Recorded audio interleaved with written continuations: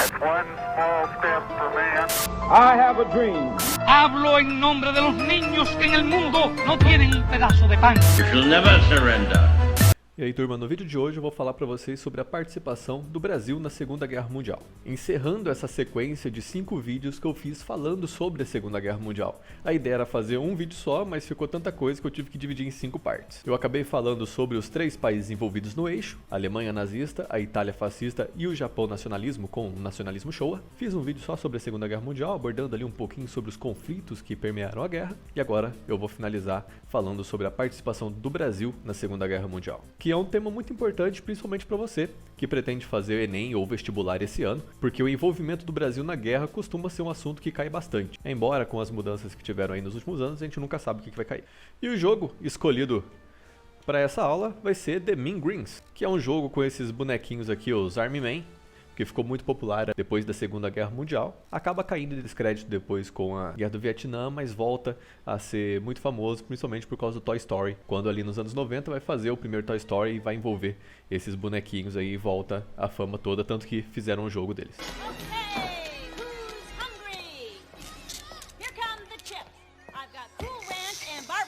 Aí você me pergunta, o que tem a ver com a história do Brasil? Nada, mas se a gente levar em conta que os brasileiros na guerra usavam os uniformes americanos e os soldadinhos de plástico aqui usam uniformes americanos, então acho que tá tudo certo. Ó, já tô pedindo desculpa prévia aí já, porque o ping vai estar lá, ó, nas alturas e eu não vou conseguir jogar direito. Então, recapitulando um pouquinho ali sobre o contexto ali dos anos 30 internacionalmente, nós vivíamos um período ali de embate entre as democracias liberais, juntas com os socialistas. É um embate ali com a ascensão do nazifascismo, o que pode ser muito bem representado pela Guerra Civil Espanhola, que foi um resumo aí, uma síntese do que estava acontecendo nesses anos 30 aí. Um embate direto entre os comunistas, os socialistas e até os democratas liberais contra um regime ali autoritário e de cunho fascista do Francisco Franco. Olha aí, ó, começando bem já. Isso aí fica complicado, né, cara? Como que vai jogar? Num server chinês que provavelmente não vai rodar. Mas a gente tenta, né? Tem culpa se só tem 10 pessoas no mundo que jogam esse jogo, né? Enquanto a Europa vivia, então, esse caldeirão aí, várias coisas acontecendo, vários regimes nazifascistas surgindo, no Brasil nós estávamos ali em plena Era Vargas. Esse período da nossa história, que pode ser dividido ali em 3 momentos. Onde que eu tenho aqui?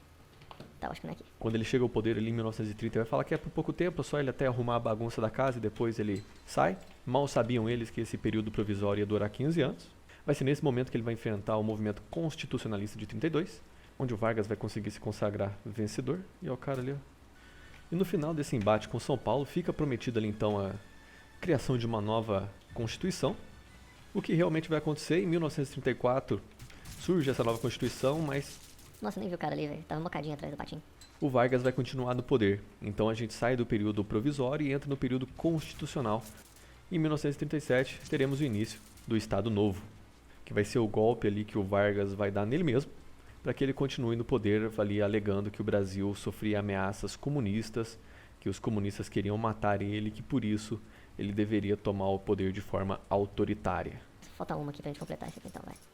E essa alegação de que os comunistas queriam matar ele vai justificar ali uma série de medidas que o Vargas vai tomar, como centralização do poder, além da criação do DIP, Departamento de Imprensa e Propaganda, para justificar uma censura aos conteúdos, qualquer um que fosse contrário a ele. Já fica aqui que ninguém vai pegar nós daqui. Vou dar uma espera da volta agora. Além de controlar os sindicatos, né, que era uma coisa que o Mussolini fazia também, e principalmente perseguir seus opositores políticos. Não, o cara tomou uma bandeira daqui.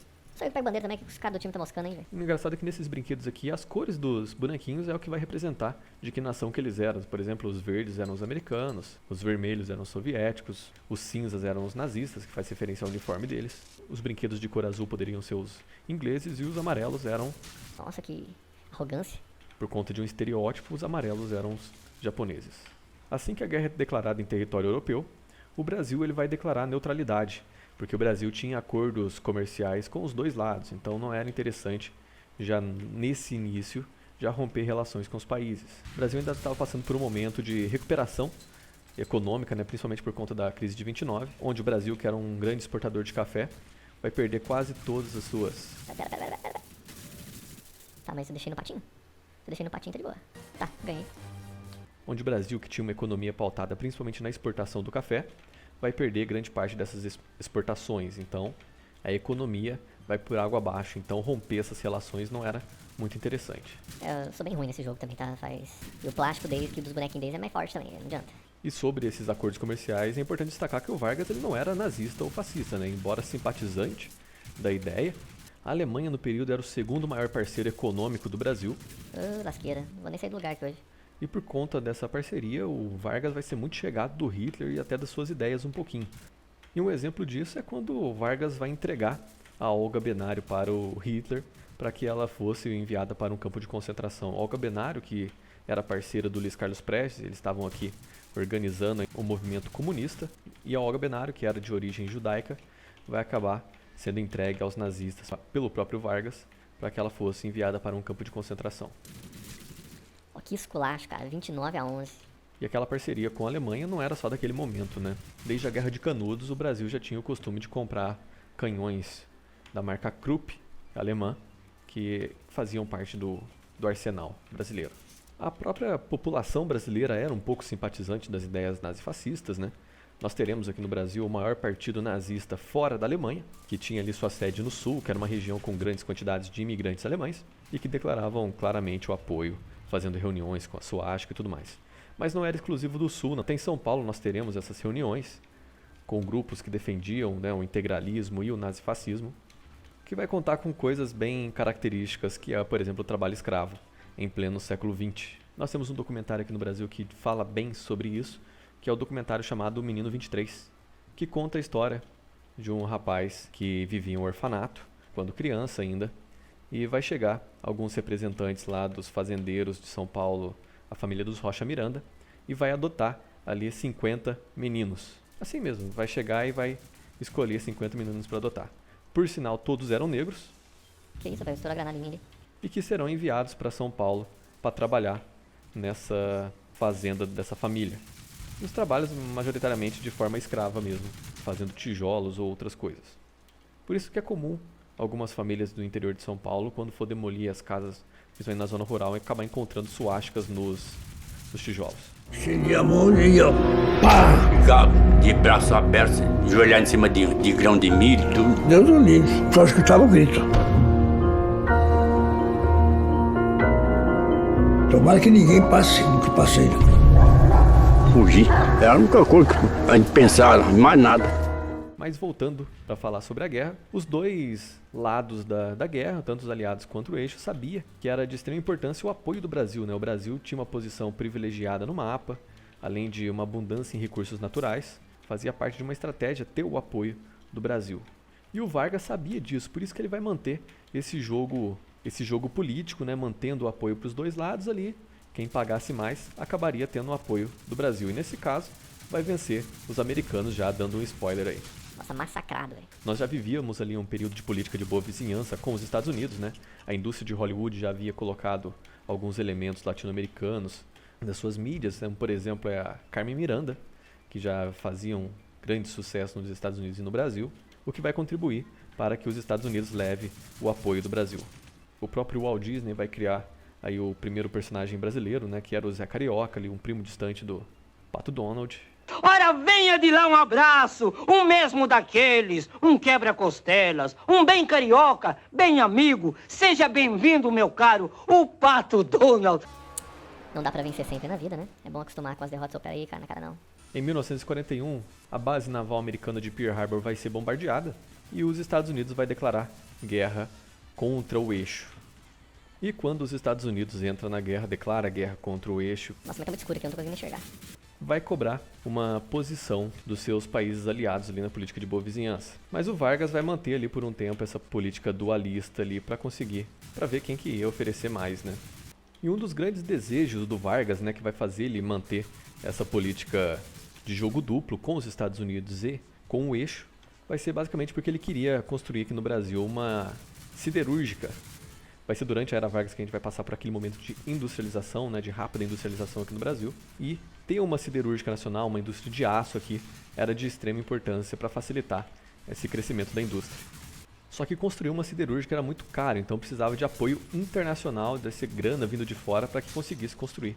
E vai ser justamente os Estados Unidos que vai oferecer essa grana para o Vargas conseguir essa nova indústria aqui no Brasil, que vai ficar pronta depois ali em 1946, já depois da guerra. E ter o apoio do Brasil também era vantajoso para os Estados Unidos, porque o Nordeste brasileiro fazia parte da rota dos navios americanos que levavam as embarcações para a Europa, então era um posto de parada aliado que facilitaria muito. Então, com esse acordo, o Vargas vai acabar estreitando suas relações com os Estados Unidos e em 1942 rompe as suas relações com o eixo. Newest ally of the United Nations, Brazil, largest republic in South America. Brazil, only 5 hours by bomber across the South Atlantic to Vichy-controlled Dakar. Aqui na defesa, na contenção que é mais fácil, né? Não, talvez não. E por conta da declaração de apoio aos aliados, o Hitler vai ordenar que algumas embarcações brasileiras sejam derrubadas. Porque era quase uma declaração de guerra informal, né? Não era uma declaração de guerra direta, mas se rompeu ali os acordos comerciais que tinham, foi quase uma declaração de guerra para os alemães. E assim nós teremos vários navios mercantes brasileiros, né, que carregavam mercadorias para se vender na Europa, serão derrubados pelos submarinos nazistas. O que leva o governo brasileiro a declarar, finalmente então, a guerra contra os nazistas. Nem dá tempo de brincar, cara. Começa a falar e já acaba. Só que nesse momento o Brasil ainda não vai enviar as tropas, não tinha um exército muito bem preparado, mas vai ser um período de grande comoção da população brasileira. Mas, em 1943, acontece um encontro do Vargas com o presidente dos Estados Unidos, onde eles decidem justamente a criação de uma força militar brasileira para ir lutar junto com os aliados na guerra, que é onde decidem criar então a Força Expedicionária Brasileira, a FEB, que foi uma divisão criada ali só para a guerra. Nossa, não morre morrível. E já logo após a declaração de guerra, jornais estrangeiros que tivessem envolvido com os países do eixo, jornais japoneses, jornais alemães no Brasil serão proibidos, e qualquer relação com algum país do eixo vai ser proibida aqui no Brasil. E o Brasil, que era um centro de imigrantes muito grande, tinha vários japoneses, vários alemães e vários italianos, essa população vai acabar sofrendo bastante com ameaças e perseguições nas ruas.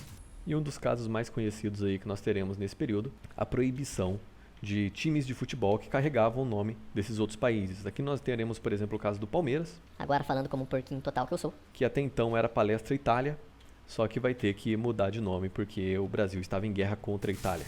E é no final do Campeonato Paulista daquele ano, onde o Palestra Itália acaba morrendo para que o Palmeiras possa nascer campeão, fazendo essa mudança de nome para a final do campeonato.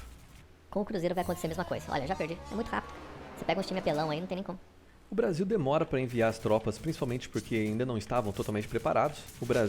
O exército brasileiro vinha de uma escola francesa de táticas militares e se vocês assistiram o vídeo sobre a Segunda Guerra Mundial, vocês sabem que a França não durou muito na Segunda Guerra Mundial, então ter a escola francesa de defesa não ia dar muito certo. Então, as tropas brasileiras passam um tempo treinando, vêm alguns militares americanos para treinar as tropas aqui, alguns militares brasileiros vão para os Estados Unidos para treinar. Então não tem por que a gente ter essa visão de que as tropas brasileiras eram totalmente mal treinadas, vão passar por um treinamento do mesmo jeito que os americanos passavam.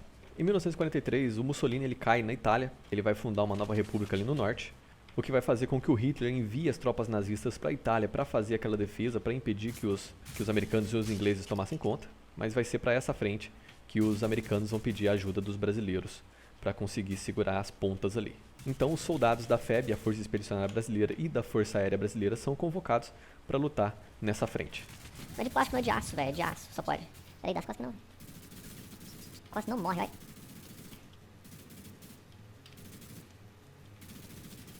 Cara, só correndo bote ainda, velho. Mas a população ainda não acreditava que as tropas brasileiras iam, né? Onde vai surgir aquela famosa expressão que é mais fácil uma cobra fumar do que os brasileiros irem para a guerra. Que até o Walt Disney vai criar uma ilustração sobre isso que depois vai ficar extremamente popular entre os próprios brasileiros. E o brasileiro, como já é um povo zoeiro de nascença, eles vão usar esse a cobra tá fumando, a cobra vai fumar durante todo o período da guerra em que eles participaram na Europa. Então as tropas brasileiras da FEB e da FAB são enviadas para a Europa em 1944, depois de passar por um longo treinamento com os americanos, para apoiar ali na dominação da Itália. E é a primeira vez aí que o exército brasileiro não vai lutar contra mulheres, velhos e crianças, mas dessa vez aí para bater em fascista. Em 1944 eles desembarcam em Nápoles, na Itália, cerca ali de mais ou menos 25 mil soldados.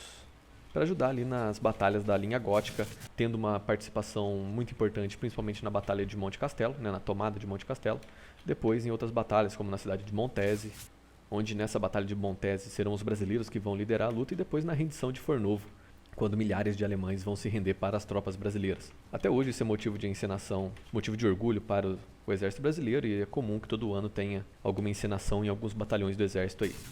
Então, quando a guerra acaba, alguns brasileiros queriam continuar para ajudar na batalha contra o Japão, que vai se estender depois do fim da guerra na Europa, mas eles acabam voltando em maio de 1945. E como eu já disse, não eram coitados como se pensa e como se deixam representar muitas vezes aí.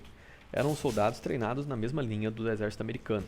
Receberam o mesmo treinamento, eram divididos nos mesmos números, nas mesmas organizações militares, as armas iguais, até o uniforme era igual, então são aí em alguns heróis esquecidos da nossa história. Não viraram nomes de rua, não tem estátuas levantadas em sua homenagem, no máximo ali uma citação breve e rápida lá no fundo do museu da cidade.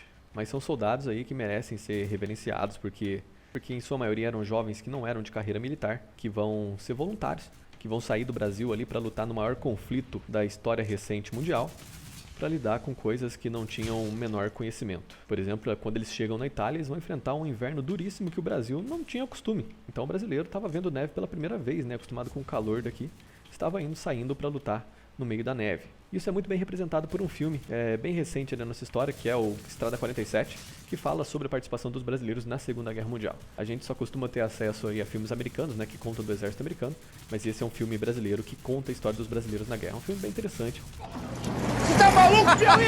Que maluco que nada, tenente! Já dirigi muito disso aqui lá no Piauí, rapaz! E lá!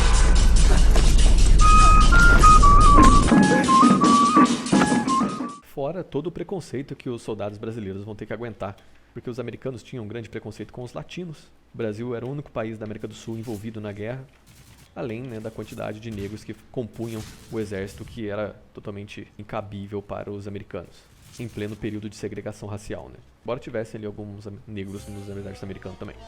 Foi um sacode, mais uma derrota aí, mais uma que vai pra conta. Nessa grande batalha contra o nazifascismo ali no século XX, que os brasileiros fizeram parte, mas que não são lembrados por isso. Sair da sala aqui que essa aqui tá difícil. Eu já não tava aqui? Ué, aqui ó, eu tive que mudar de servidor e cair em outro servidor normal, igualzinho, cara. Então a gente finge que nada aconteceu daqui lá. E o Vargas vai ter muito medo desses jovens quando eles retornam da guerra, porque eles foram lá... Esse ping aqui. Nossa, lá nas alturas, velho. Olha o tanto que tá o ping. Porque eles foram pra Europa para lutar contra regimes autoritários, regimes ditatoriais, e estávamos aqui no Brasil em pleno regime do Estado Novo. Então a FEB vai ser rapidamente dissolvida e os soldados envolvidos serão dispensados. Muitos vão se voluntariar, acreditando que poderiam seguir uma carreira militar depois se voltassem, né, com o status de herói de guerra, mas acaba que a maioria vai ser desmobilizado e esquecido. Serão resgatados ali depois com a ditadura de 64 pelos militares, com uma ideia de engrandecer a história dos militares, mas é muito engraçado porque era um regime autoritário, não de cunho nazifascista, mas era autoritário, e vai usar da história desses soldados para tentar ganhar o apoio da população. Vai até apoiar ali a criação de um CD, né, porque alguns dos praças que foram lutar eram de sambistas do Rio de Janeiro, tinham essa cultura musical. Pro brasileiro, o alemão é sopa. Pro brasileiro, o alemão é sopa. Você já viu, iaia, você já viu, iaia. Quando eu falo praças é porque a alcunha que fazia referência a esses militares eram de praças, porque não eram oficiais de carreira. Era um termo que na época era pejorativo, mas que hoje é um nome bem afetivo. E enquanto esses militares aí da ditadura civil militar brasileira vão sempre tentar criar formas para aumentar os seus privilégios, né, criando ali pensão para filha solteira, além de um salário gigantesco, até para os que não estão em atuação, esses militares que estavam envolvidos na Segunda Guerra Mundial só serão lembrados em 1988, quando eles vão ganhar o direito a uma pensão como ex-combatente. Mas era num período totalmente incabível, quando a maioria já estava bem velha, a grande maioria já tinha morrido. Então vai ser só nesse final do século, mais de 40 anos depois, que eles serão lembrados ao direito de uma pensão. Até porque é bom destacar que não é o exército brasileiro, né? Eram os praças, a FEB, a Força Expedicionária Brasileira, criada só para esse momento e depois dissolvida e esquecida na nossa história. E aqui na nossa região, aqui no sul de Minas, nós temos vários ex-combatentes, né? A grande maioria já morreu, mas se você tiver a oportunidade de conversar com algum ex-combatente, é muito interessante ouvir o que esses caras têm para contar sobre a sua experiência na guerra. Porque às vezes parece algo tão distante da gente, né, a participação na Segunda Guerra Mundial, de um conflito tão grande como esse, mas temos aí vários ex-combatentes brasileiros que participaram, que narraram suas histórias. Nós temos cartas enviadas por eles enquanto estavam na Europa, na Itália, músicas feitas por eles também. Então, resgatar essa memória dos ex-combatentes que lutaram contra o nazifascismo é muito interessante para a gente compreender um pouco mais da história do Brasil do período. Pra acabar com essa desgraça, pra mostrar ao estrangeiro o valor da nossa raça. Caminha, barco caminha, nas ondas azuis do mar. Caminha. É isso aí, sem muito mais comentários. Já vou acabar aqui enquanto eu estou sendo humilhado por esse jogo. E lembrem-se, façam os pets, façam as atividades, acompanhem, fiquem espertos no grupo. E lembrem-se sempre de defender a educação pública. Valeu, pessoal. Morre, desgraça. Tá bom, desisto.